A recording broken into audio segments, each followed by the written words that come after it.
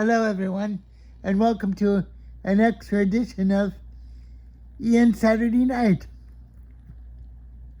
Well, it's a Wednesday. No, it's a Wednesday night, and I've just been thinking, being human takes a lot of energy. You're wondering about people's agendas, and we go through life carrying around this baggage of labels that we have. So I often wonder if we could just be as we are, what would we be? If we're just governed by society all the time, and whether people like us and what we do each day in terms of basically hunting and gathering. A lot of people are hunting and gathering in a modernist way instead of just thinking and creating. But of course, we don't value that in society. We don't value, it seems to me, just my opinion, we don't value thinking and creating as much as we do hunting and gathering and acquiring things. That might be very obvious to a lot of you, a lot of people, but I think it bears noticing, because I had a friend, an older woman friend of the family, and she said, I don't want to be a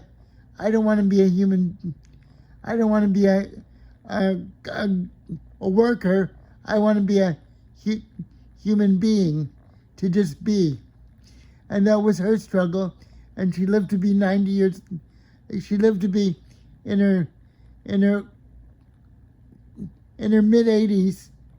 She was a neighbor, and she lived to be mid-80s here, and she was still frustrated.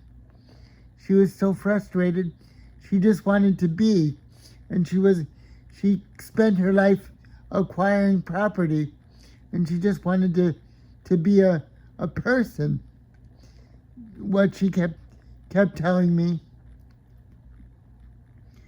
she just wanted to be a person, and she never got a chance to do that. So I often wonder, we spend our time here on Earth gathering and acquiring things, when we really, if society was off our backs, we'd be opening our minds and our hearts and doing other things. But of course, we can't do that because we have family, we have responsibility and whatnot. It gives us a whole preset set of labels and expectations that we have to do. But if we didn't have that, we'd be like rather like intelligent, rather like more like closer to nature, more like animalistic, but not in a negative way, but just closer to nature. So I often think about that, and I think about what's the point of having your name in lights or in print or whatnot, when to do that takes an incredible amount of struggle, and then life is over, and when life is over, it's like the end of a show.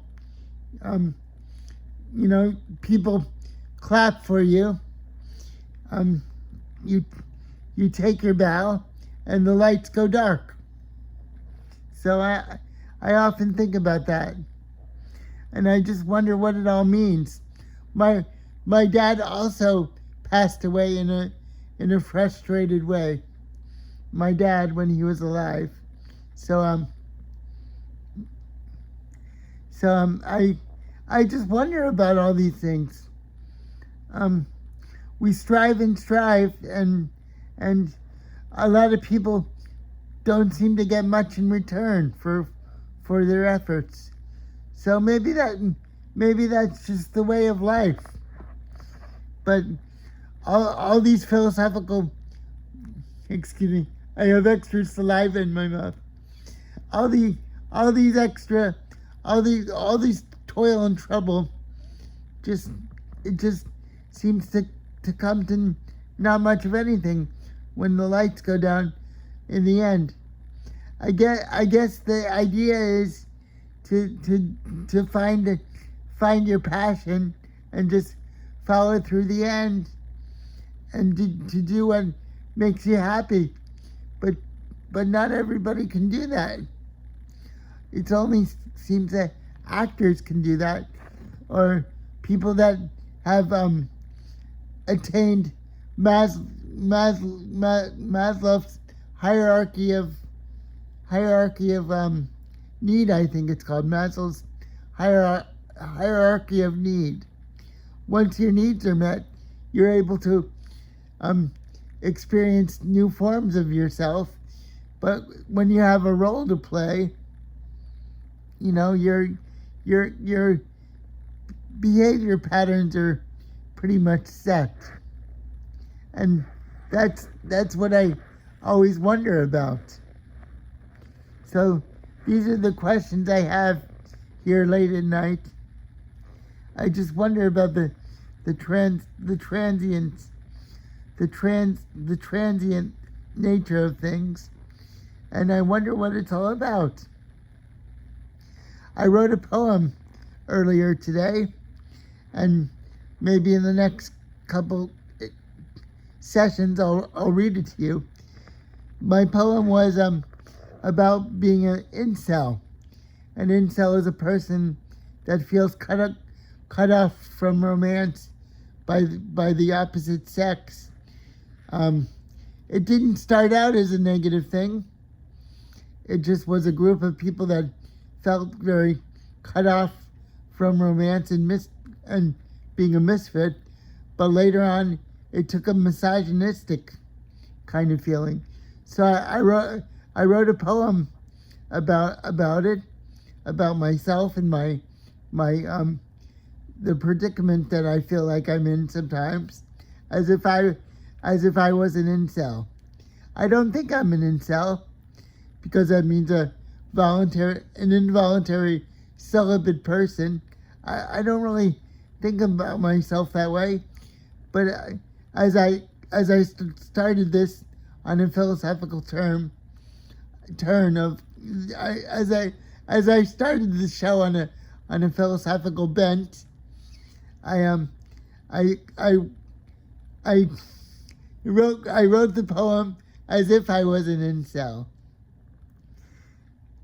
So the most negative thing I guess you could say about incels is they believe that women are vengeful and mean and horrible and hideous, which nothing could be farther from the truth. Women are wonderful, great, and terrific, and we owe them the propagation of the very species.